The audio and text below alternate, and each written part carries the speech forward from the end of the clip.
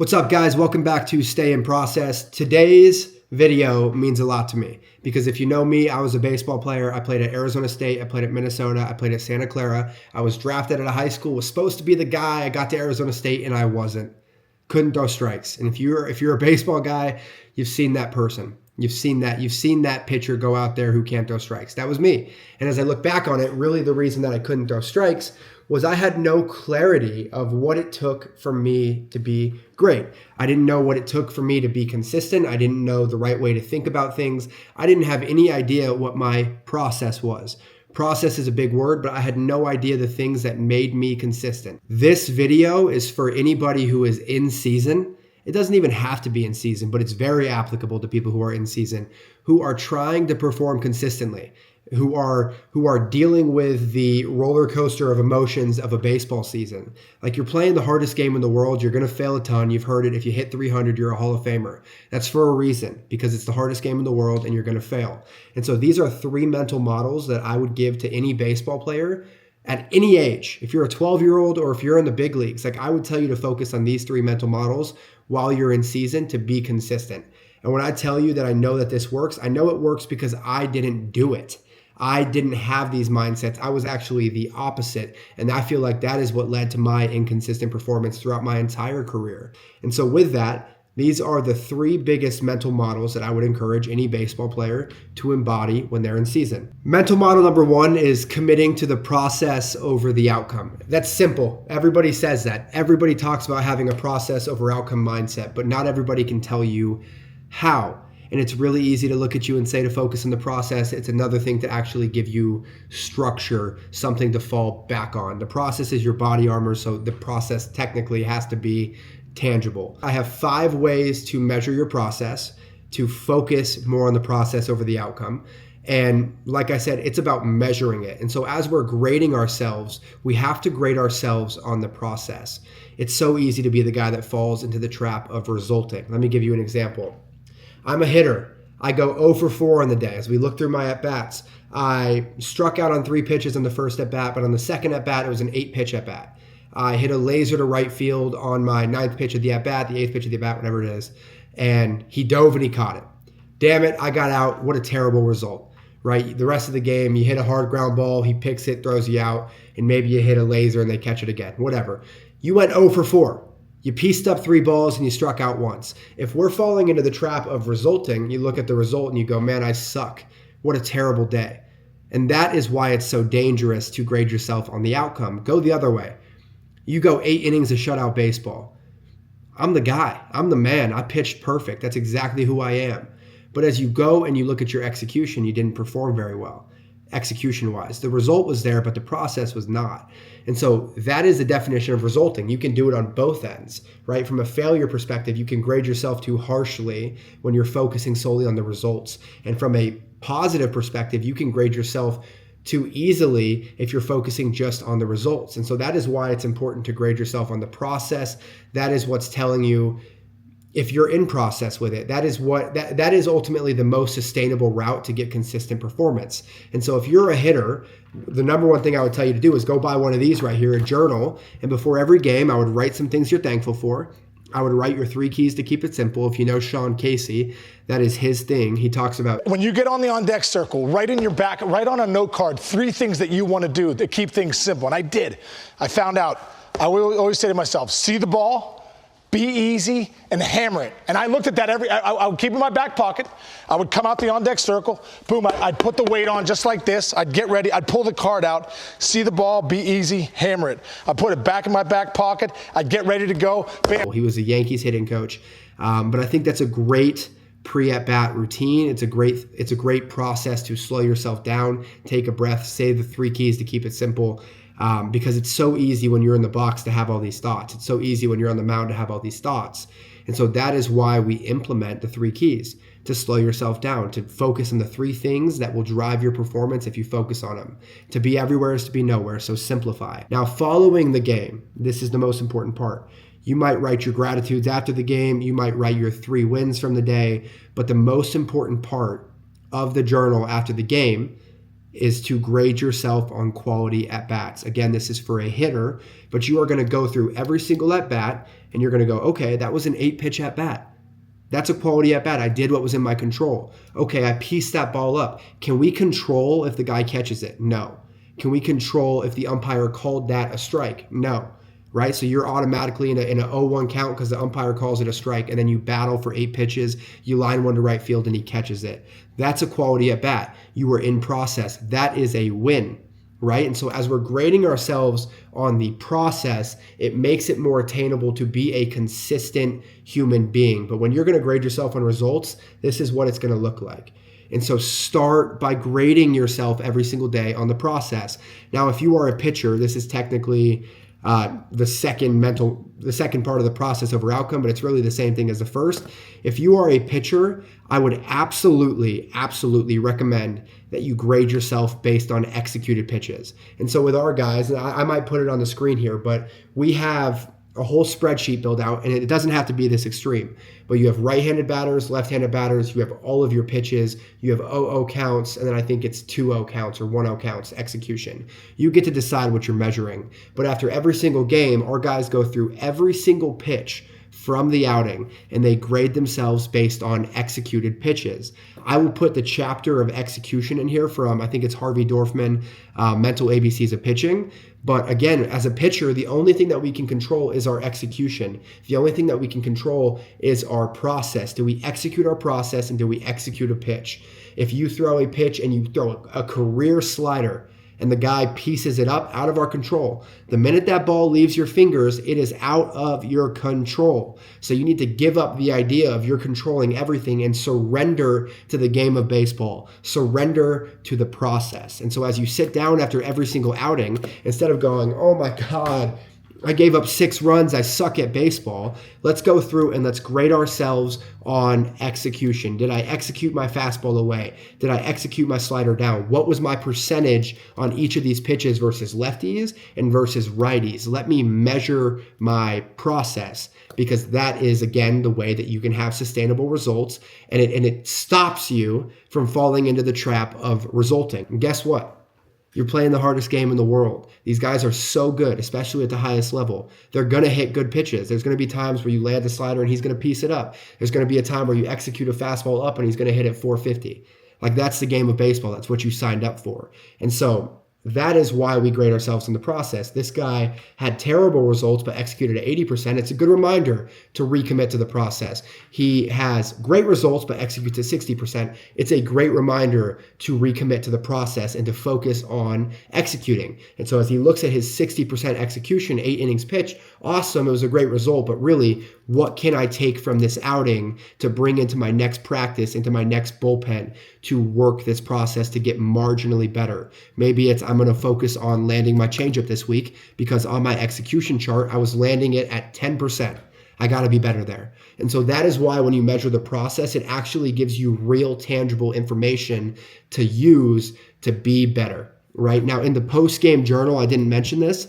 Another good thing to do is a well, better, how. In my at-bats, pitching, what went well for me? Hey, I executed my fastball at 80%.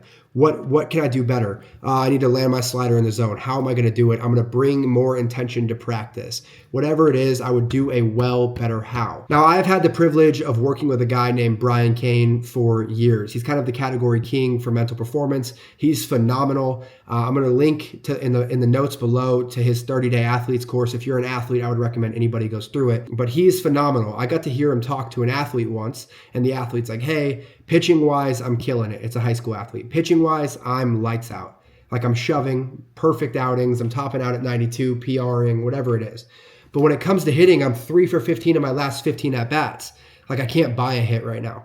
And Brian goes, well, what are you at for your quality at-bats? And he's like, I don't know. And what Brian said to him is, next time we get on a call, I would like for you to come to the call and tell me, hey, pitching is going great. Here's my execution. But for my hitting, yeah, I've only gotten 3 hits, but I'm executing at 86% of the time on quality at bats. It shows you that the athlete is focused on process rather than the outcome. So that's a little anecdote that I thought was applicable and valuable for anybody listening. Like, we all fall into this trap as baseball players. You don't know what you don't know, but you should absolutely grade yourself on the process. Now, another way to grade yourself on the process is with a success checklist. This is one of the first things we do with all of our clients. You sit down and you identify for you, what does it take for you to perform at your very best? What does it look like? What are the emotions you're feeling? How do you carry yourself? But even more specific, what are the habits that I execute on a day-to-day basis to make me a consistent player, to make me a consistent human being? If I do these habits and I forget about the goal, I'm naturally going to get to the goal. I'll remind you of James Clear, we do not rise to the level of our goals, we sink to the level of our systems. And so this success checklist that you are identifying is your system. This is your system that you need to be working. And so I would encourage anybody to sit down, identify what your success checklist is, and then execute that every single day. If we completely forget about the goal and we just focus on this process, naturally you're probably going to get to the goal because you're actually just backtracking it. These are the habits that if I execute every single day, I'm going to get here. Now throw the goal out the window and work the process and work it for a long time, because it will take longer than you think it needs to take. It's a process. People think that this is a fix. It's not. It's a system to work that will make you more consistent and confident. If confidence is a stack of undeniable proof that we are who we say we are, when we're on the mound, if we want to feel confident, that confidence comes from seeing those green check marks that we are executing our process every single day. Now, if you're going to create a process, a success checklist, you need to be measuring that every single day. I'm going to put in the video here, but there is something called Habit Share. Download Habit Share, add your buddies on there for accountability, and measure your process every single day. If you miss, mark a red X. It's going to hurt. It's annoying. I don't like to mark the red X, but that's kind of the point. If it hurts, you're going to change it. Every time you mark a green check mark, it's reaffirming this emotion and this feeling of I did it, right? It's reaffirming the identity of I'm somebody that's consistent. I'm somebody that's resilient. I'm somebody that is process oriented, that is confident, whatever it is. That is how we grade ourselves right there, is based on the success checklist. And so when you can go the day of your start and you look at your success checklist and you see that you've executed relentlessly every single day, you're a machine of routine and you have all these green check marks, you can step on that mound, you can step into the box and know that you have done every single thing that you can to be prepared for the day. And now it's up to you to surrender. You're not going to control everything in the game of baseball. Once again, it's the hardest game in the world. And so when you have your process, you work the process, it gives you the best chance to get on the baseball field, take a breath, and surrender to the game. And that's all any of us can ask for, is to be in the best position to perform. This does not guarantee that you're going to get results. It just puts you in the best place to be successful. Now, I already shared with you the execution chapter. I'll put it up again right here. This is something that if you're a pitcher, I would read this every day. If you're a hitter, I think you could read it and find value in it as well. This was one of my processes when it comes to measuring process over outcome. I would be reading this every single day. I would be reading the mental keys to hitting every single day, the mental ABCs of pitching every single day. Do a little bit, a lot. Just dabble in it a little bit every single day. Make it a part of who you are. So execution chapter was one of them, but also just staying committed to those books, to those resources that put you in the right mindset. Right? We have to be reminded more than we need to be taught. And if we want better thoughts, we have to consume from better sources. Let me say that again. If you want better thoughts, consume from better sources. Perfect game is not a good source for you because you're playing the comparison game. Looking at what your buddies are doing and what their stats are is not a good source for you. Consume from people like Brian, like myself, like anybody out there that's preaching the process, that when you consume more of this, all of a sudden that's going to be how you think. If you want better thoughts, consume from better sources. Now, the last way to measure process over outcome is to grade yourself based on your core principles. Obviously, I gave you processes for baseball. Now, when it comes to your life, because you are so much more than a baseball player, and I'll say that as a tangent here, all the baseball players I know associate way too much of their identity into the game. And so one of the processes we do is an MVP process: mission, vision, core principles. What is my mission? That's what's on my gravestone. Vision, goals, telescope, microscope. And then what I'm talking about is your core principles. The core principles for the business that I'm in are apples: accountability, present, process, love, energy, and service. You're going to identify what yours are for you. And then that is how you are going to grade yourself every single day. Did I live out accountability? Was I present? Was I process oriented? Did I show up with love? Did I show up with energy? Did I show up and focus on service, transformational rather than transactional? Whatever it is, that is the core principles for our business, but you would have your own core principles for yourself. Now, when it comes to my core principles, it spells out self-CG, surrender, energy, love, faith, consistency, and then the last one is green table. So can I surrender to my process? Can I show up every day with energy? Can I show up every single day with love? Can I rely and surrender to my faith? Can I be somebody who is consistent? And can I stand at the green table before everybody that I look up to, all my mentors, all my muses, and can I be proud every day of my decisions? And so as I'm going through my day-to-day life, that is how I'm grading myself. Self-CG, those are my core principles. Am I living out those core principles every single day? Maybe it didn't go my way. Maybe this thing isn't going how I want it to go. But am I living out my core principles? And if I can say yes, then I can live with it. Write your core principles, live by them, review them every day, see them every day.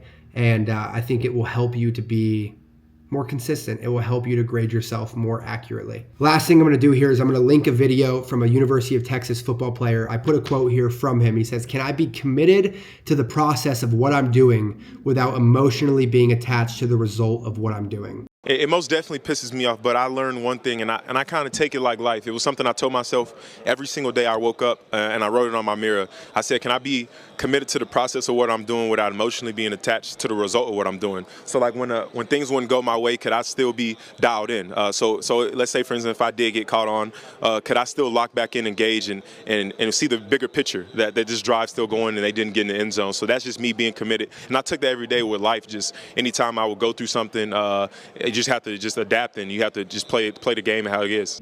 Phenomenal video. It ties in perfectly with having a process over outcome mindset. Now, the second mental model that I would implement with anybody for in season is to be energy maxing.